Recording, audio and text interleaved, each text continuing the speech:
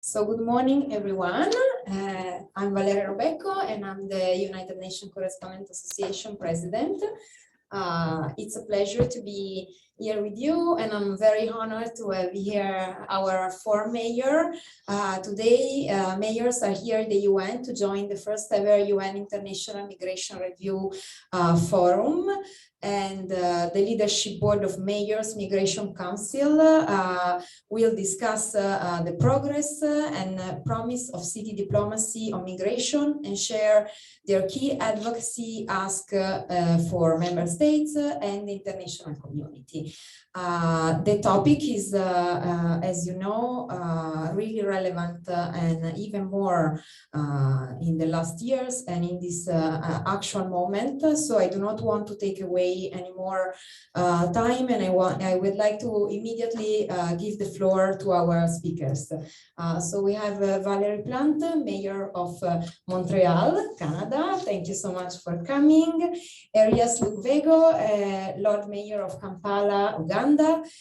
Giuseppe Sala, Mayor of Milan, Italy, and Yvonne Aki-Sawyerr, Mayor of Freetown, Sierra Leone. To start, let's start with you, Madam Mayor, and so why are you here at the Migration Forum, and what is your ask to state for better migration and refugee policy?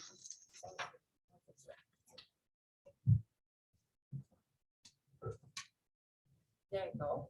Can everybody hear me? We're good. Thank you so much. This is a very important question, and we're here because cities are now at the heart of the migration process.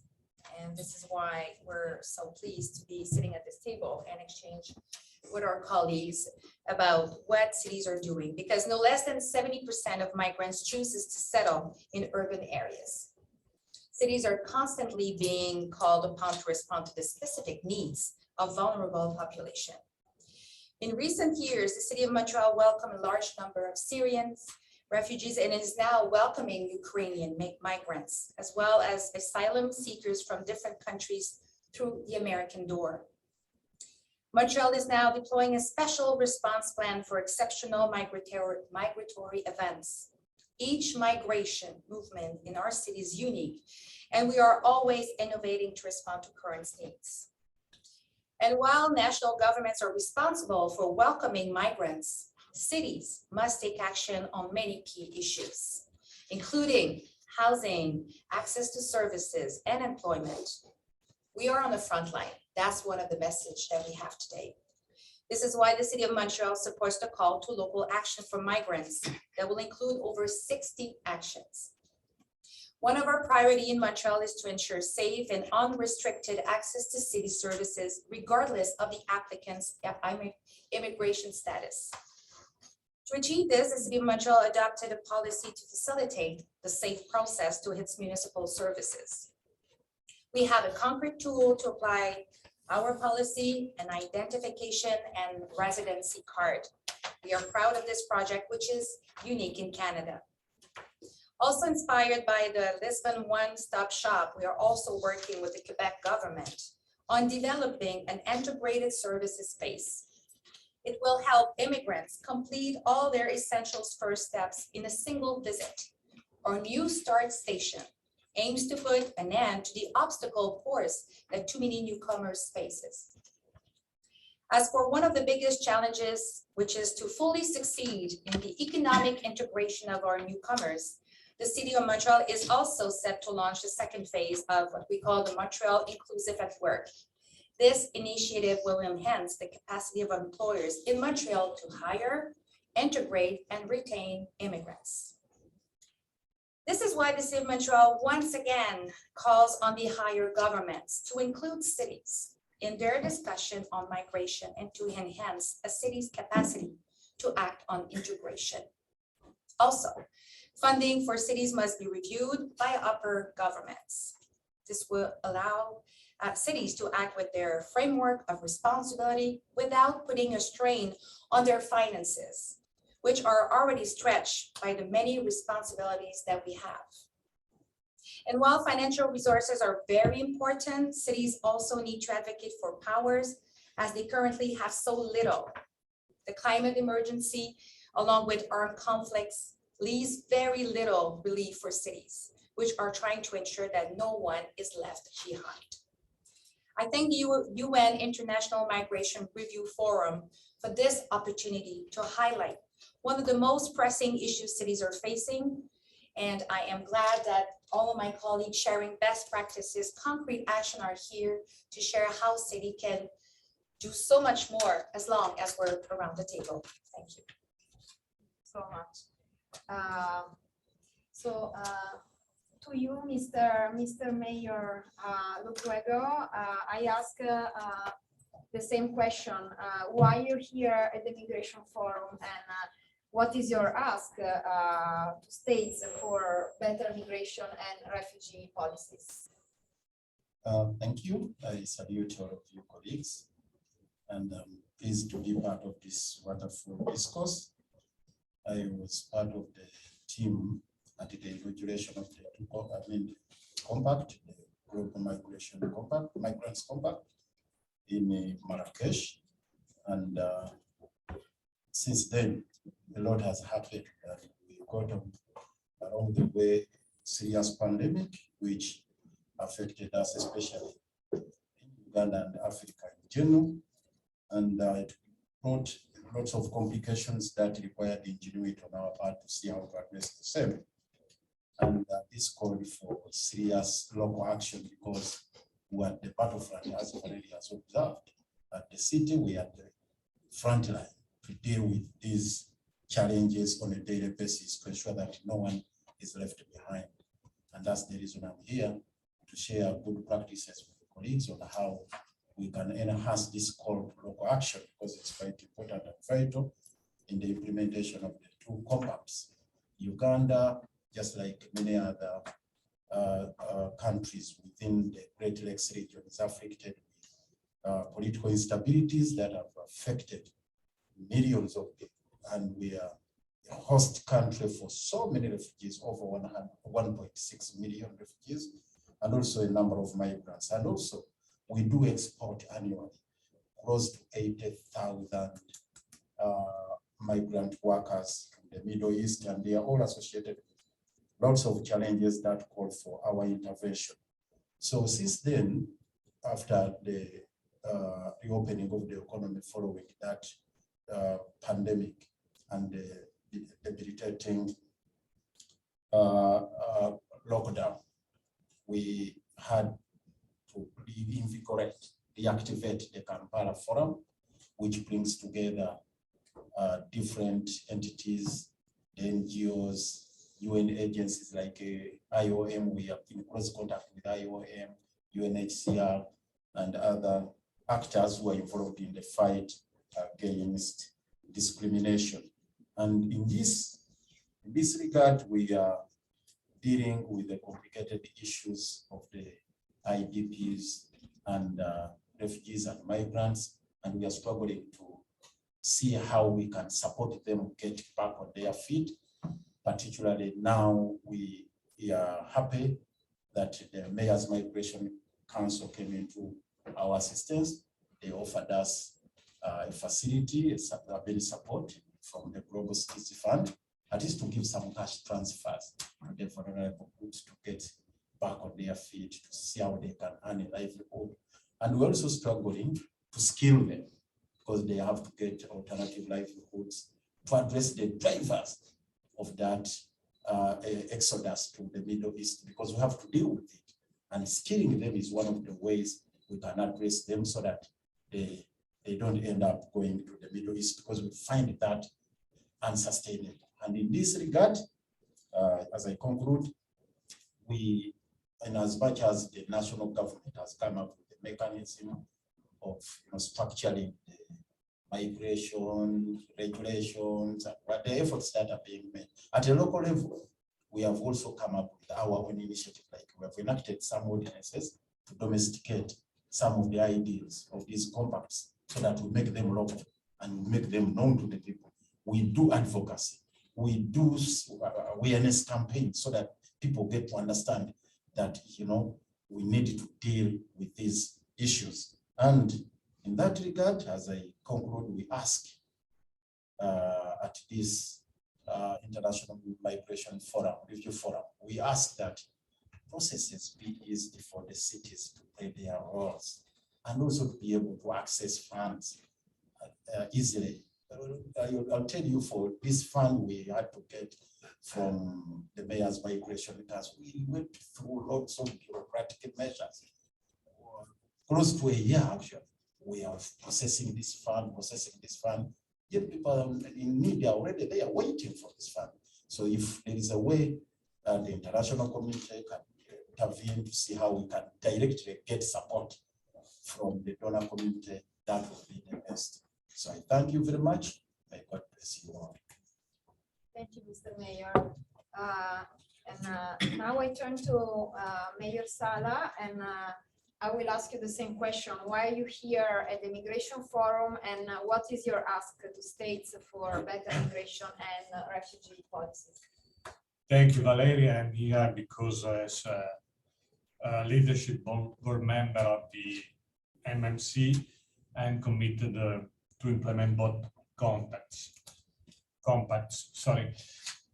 Fully committed, also because in fact I'm here because despite my national government not yet having endorsed the GMC. Now, let me tell before that I'm also speaking in behalf of my friend and colleague Rafa Trascotli of PASSAB. He could be here, but he's working in Poland because you know now millions of Ukrainians are in Poland, but close to their borders to understand if they can come back or they have moved to the Western Europe. Yesterday, the European Commissioner for Migration told us that migration are natural phenomenon. It is true, we have to accept it. In the meantime, we have to manage it. And as Valérie, the Canadian Valérie, told us, the government manages borders and visa, but we manage the needs of the people, housing, healthcare, education, employment at the end. So we are very close to the need of the people. And this also because we learned the lesson, from the Syrian crisis to the African flow, then to the Afghan, and now to the Ukrainian. We learned, and the conclusion is that if the government want to change the situation, they should start from the cities.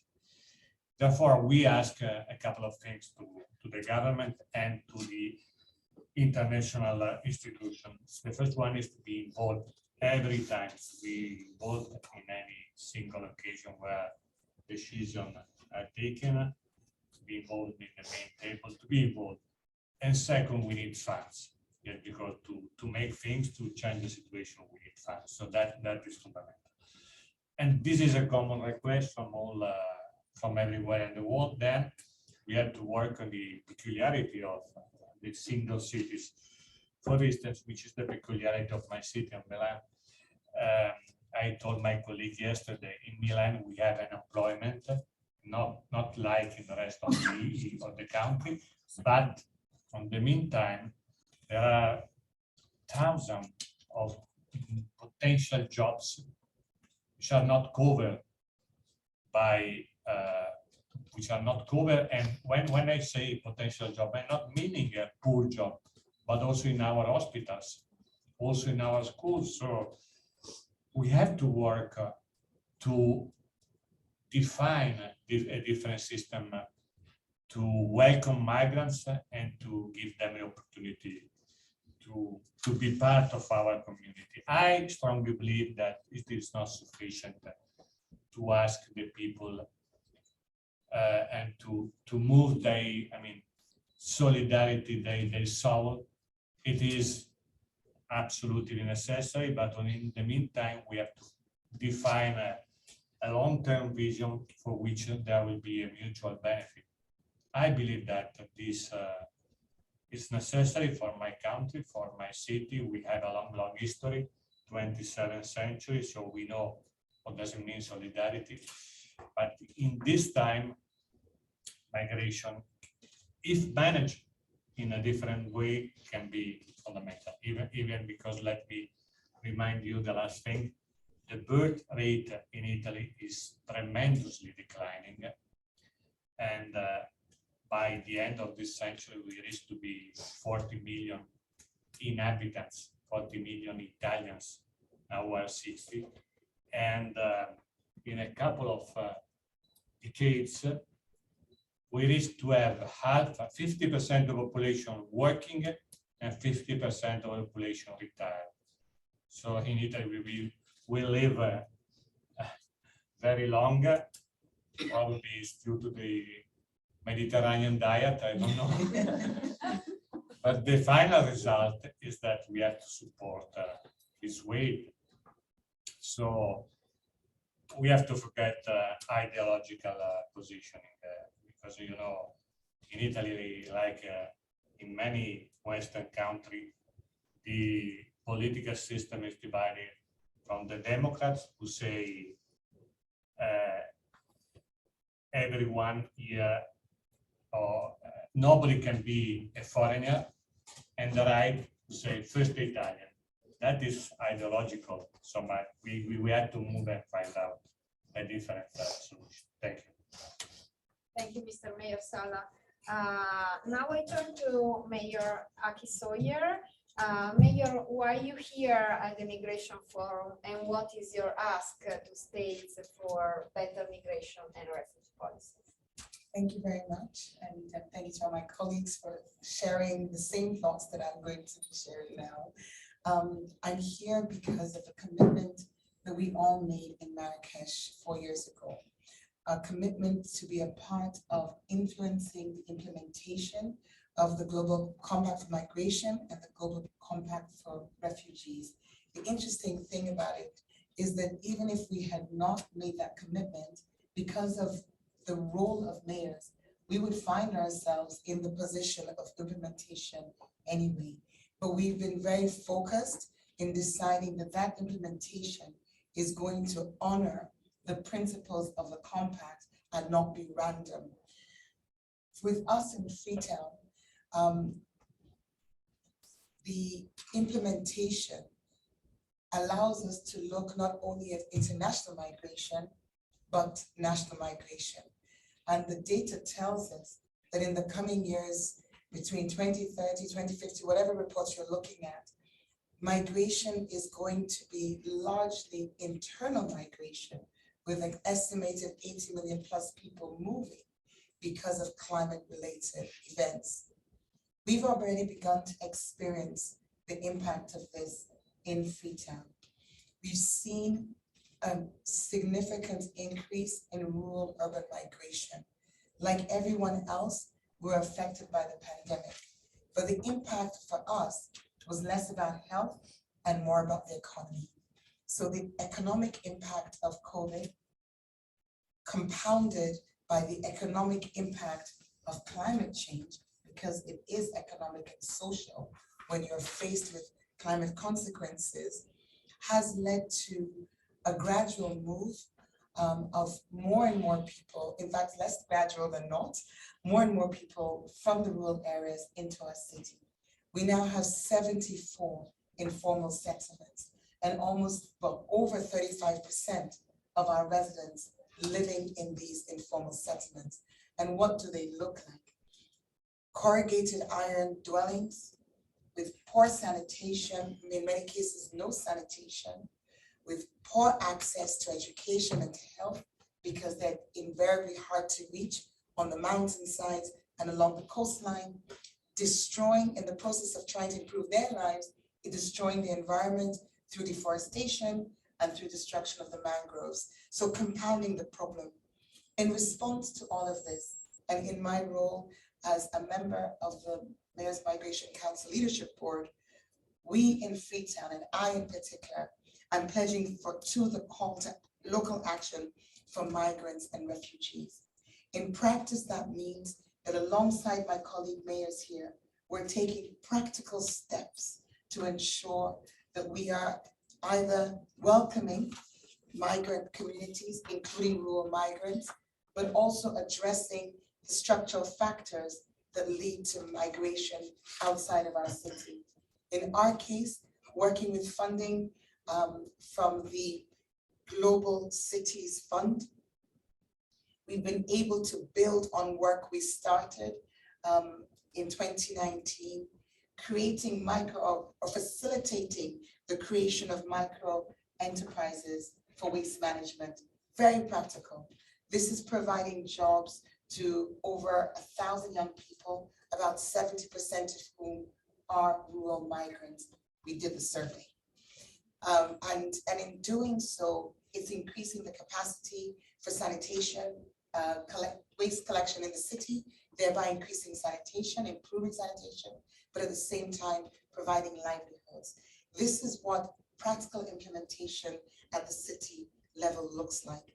But there are major barriers to this work and to the expansion of work like this. And as has been said before, the number one barrier is finance. So as we come here today, as city governments, are asked to the states, as we review collectively, although we're not in the plenary throughout the review, but we take ourselves as stakeholders and we feel that we are part of the process. So as we go through this International Migration Refugee Forum, Review Forum, as we see too many acronyms, as we go through the review, our specific ask is that more is done urgently. More is done urgently to address the challenge of access to finance at the local government level. So the Global Cities Fund for Migrants and Refugees, which I mentioned earlier, which is what has supported our work with the waste management enterprises, providing jobs for refugees, rural migrants in our city. Funds like this need to be scaled up, need to be expanded, but they also need to be multiplied. We need to see more of them, and for that we need financing. So that's my message, and then thank you very much for listening. Thank you so much to every one of you, and we now turn to a Q&A session, and before giving the floor to my colleagues, I just have one more question to ask to who of you want to reply. How important is sharing practices between experiences and between cities that comes, you know, from very different situation, contents, continent? How can be enriching and giving ideas to the others with sharing your best practices? In some way, we are following the example of C40, which is the most famous international organization who united most of the fundamental big cities in the world. And let me say, most of the result in C40, in this C40 system, were due to this exchange of best practices, action, and mainly in a period of crisis, for instance, when the COVID surprised the world, working together and having the possibility to share in a short time our best practices was fundamental. So we believe that even in this system, it is, and for this reason, we are working, we are exchanging good practices, and we are pledging, we are delivering some action to our government and sovereign national institution. There are common action, and we believe that works. Sure. Well, as we will rejoin to what Mayor Sala said here, you know, within these 4 years, there are initiatives that have put on the table by different actors. And it's important for us to learn from one another. There is this initiative by Mayor Sala and Mayor Yvonne here, which has intrigued many of us.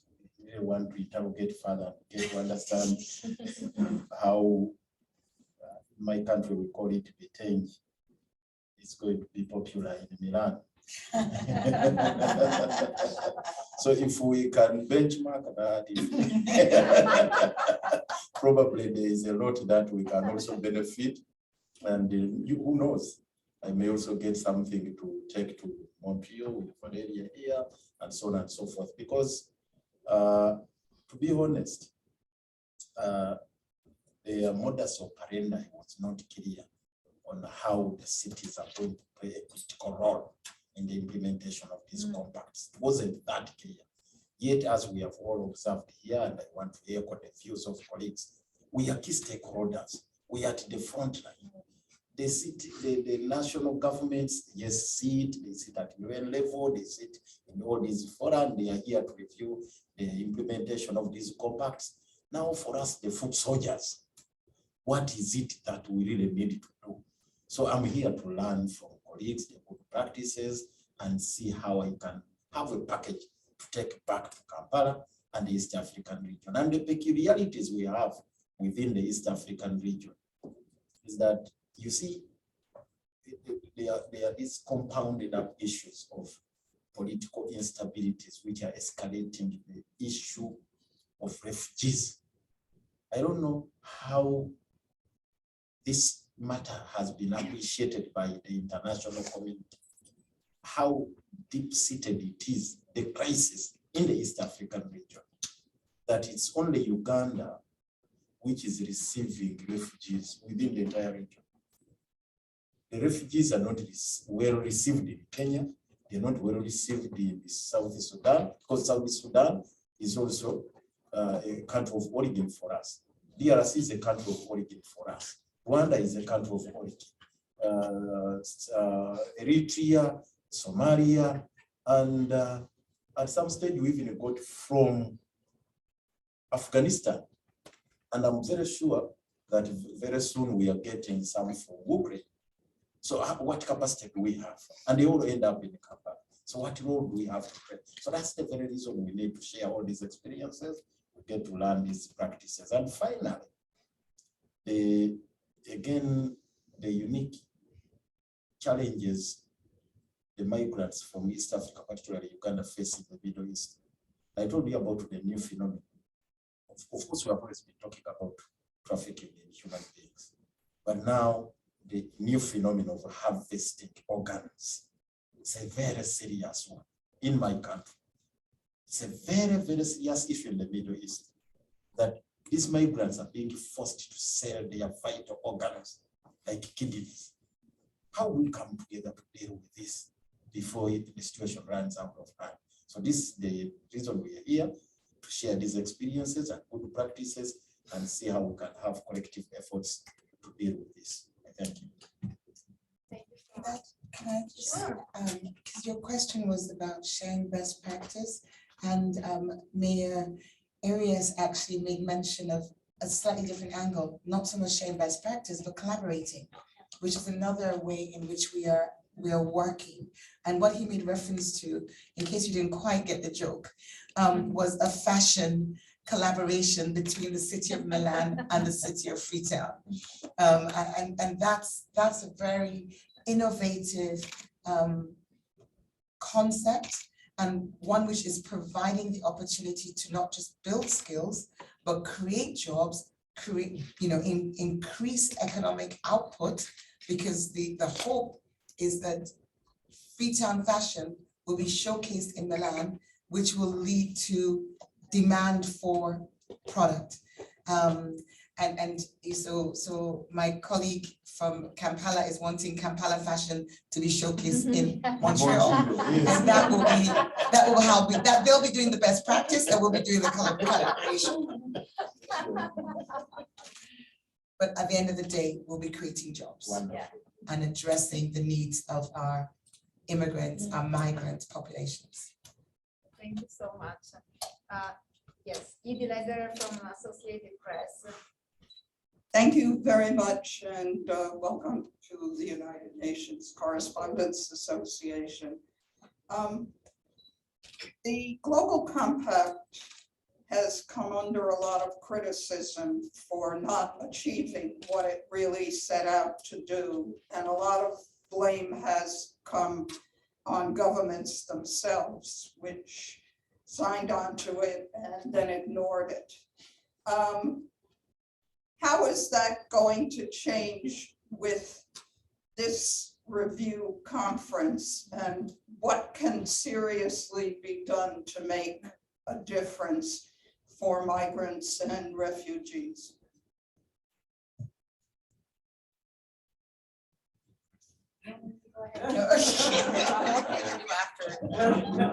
Yeah, you are. Oh, you want me to go? Yeah, Okay. you go. I think this is, so we were there in Marrakesh when it all happened, and it was important for cities to be there to show not only how important it is for us to be part of it. And some of the discussion we have around this table is that when some of the higher governments sometimes takes different decisions or don't move forward with the compact in terms of actions and decisions, well, we're here to remind them. That's one thing, that it has to move along because the situation in the world right now is moving fast, and there's so much more migration happening. And we're not even talking about climate change, but it is huge. In all of our situation, we talk about climate change and the migration related to that. So one of the goals of the MMC is definitely to, in terms of this review that is happening, is to remind higher governments that if they did pledge to do it, they have to do it. And if they didn't, we're here to tell them that we're in real life, on a day-to-day basis, we know what's going on in our cities. And I think there's been a lot of examples being shared, and we could say a lot more.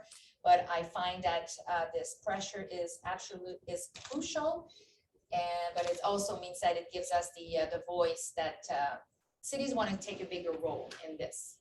And I think we're the best in the best position to remind everybody about what it means, not only what are the realities, but what are the solutions. If that, I really want to put emphasis on this. We're about concrete stuff.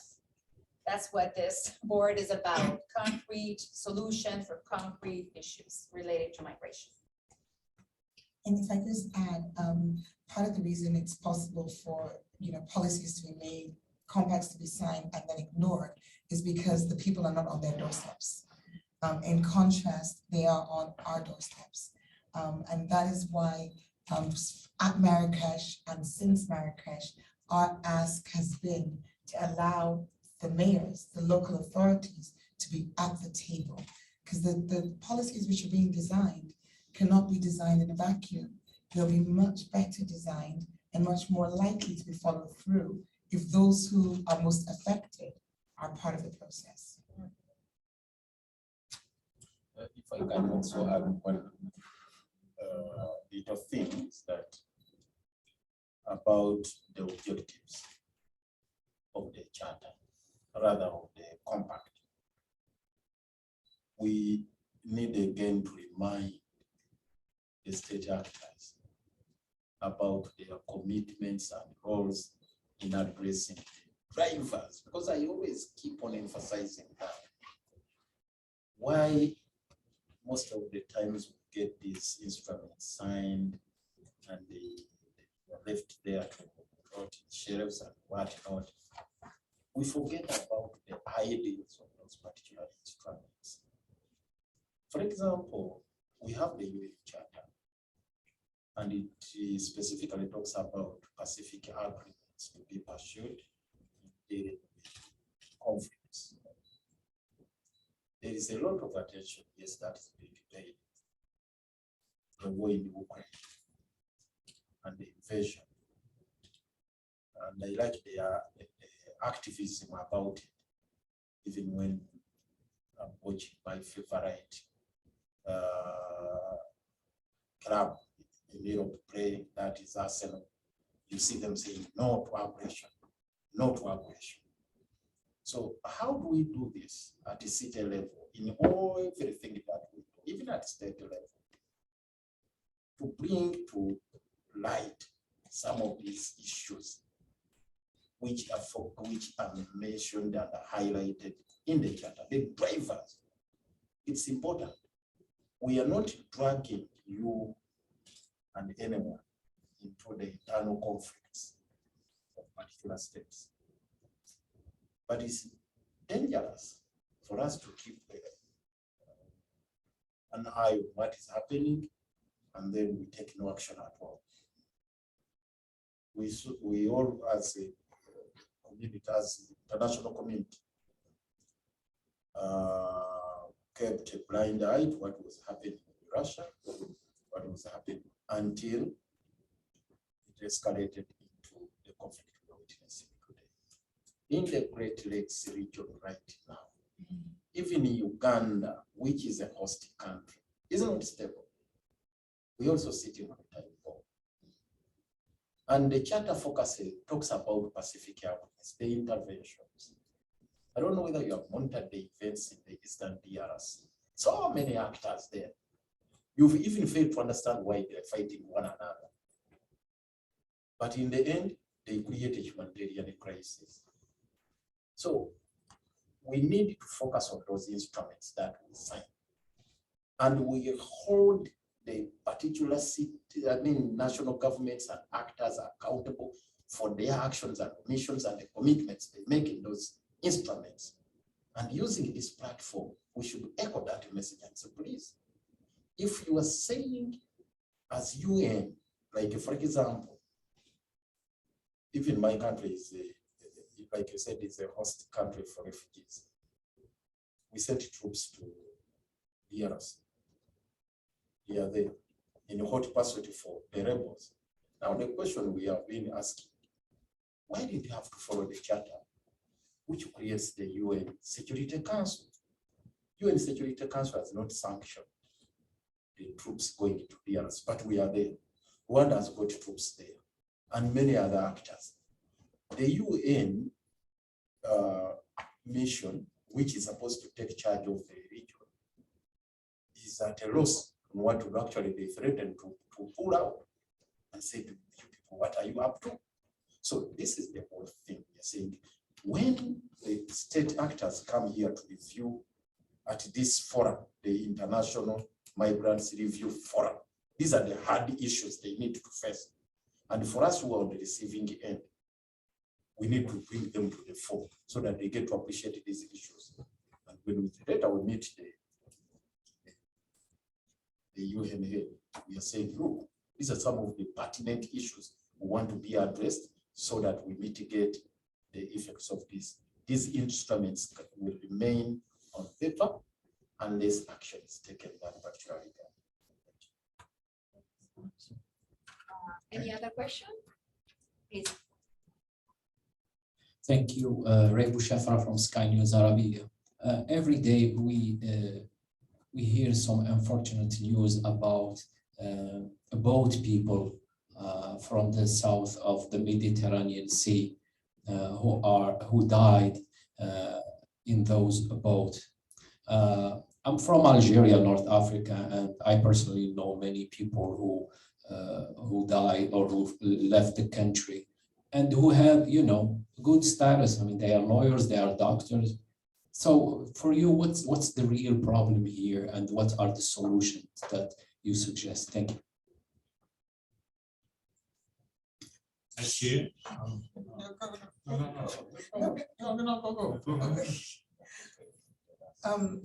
I think, I think it's Objective 13 that talks about addressing the structural factors that drive migration. And as an Algerian, the people that you know, I presume those doctors, those lawyers were looking for a better standard of living. They were looking for jobs.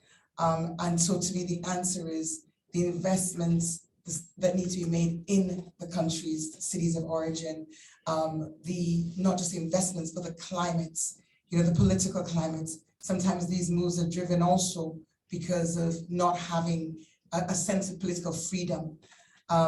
So we're sitting in the UN where the commitment to the Sustainable Development Goals, those 17 goals, include peace and security. They include climate, they include cities, being places for urban growth and the growth of people. The implementation, the failure of us to implement the SDGs is one of, I would say, summarizes where we are. And the fact that the climate crisis is increasing, the fact that, as Mayor Lukwago has just said, we have major issues, we have instability, we have conflict brewing that no one's looking at. The refugee situation in Kampala, in Uganda, is as dramatic as it is anywhere along the European borders of Ukraine, and yet they're not in the news. So these people will continue to move, and we will continue, until there's actually real action, we'll continue to see people drowning in the Mediterranean Sea and dying in the Sahara Desert. There is a premises, some premises, or one premise, which is not always Europe is the paradise. And yesterday, our colleague from Ghana told us exactly this. And the question is, why you leave Ghana to go to Europe, and sometimes you can find the same job in Ghana, because the modern information, we can tell the social news and so on are offering them a false idea. So we should elaborate also on this. Then we do not, in reality, we do not have a safe corridor. And that is one of the reasons for which we are here together.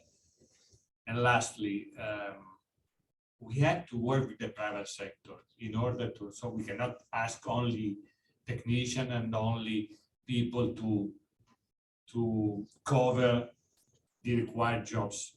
Of course, there are many kind of refugees, there are people who come from the war and so on. But we are not acting in this way. So we are not already trying to take a connection between the private sector who is offering jobs and the countries from where the refugees are living. That's a mistake.